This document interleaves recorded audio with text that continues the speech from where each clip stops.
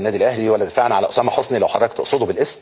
الفكره كلها احنا بنتكلم على ان في حكم كان موجه، وهنا انا ببعد موضوع الترجي تماما، ولا اداره ولا لاعبين ولا اي حاجه خالص. مش المقصود هنا الترجي خالص.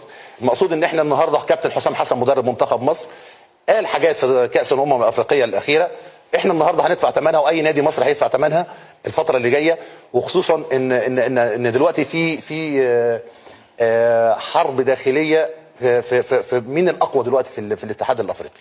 تمام. الاتحاد الافريقي النهارده بيحكمه رجل واحد، هو الرجل الاقوى دلوقتي موجود في القاره، وهو الكابتن الاستاذ فوزي لقجع، وهو اعتقد ان هو وزير الماليه في المملكه المغربيه.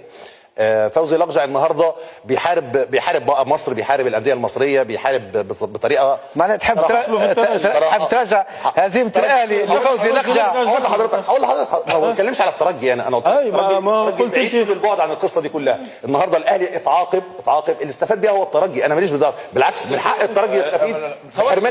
حرمان الجمهور لحظه. طب انا اكمل فكرتي. اكمل فكرتي. النهارده لما يجي يوقع لك عقوبه على جمهور النادي الاهلي بالحرمان من مباراتين، في منهم مباراه مع ايقاف التنفيذ، النهارده القانون واللائحه الداخليه اللي موجوده في الكاف بتقول ان من الطبيعي جدا ان اي سابقه اولى ايقاف التنفيذ. النهارده ايقاف التنفيذ ده ما تمش ليه؟ بضغط من الجانب المغربي. وشو مصلحته؟ انا النهارده لقجع باش يعاقب الاهلي المصري. هقول في مباراه ليس له ماهوش طرف فيها يعني. لا جاوبني على السؤال هذايا. هو طرف فيها،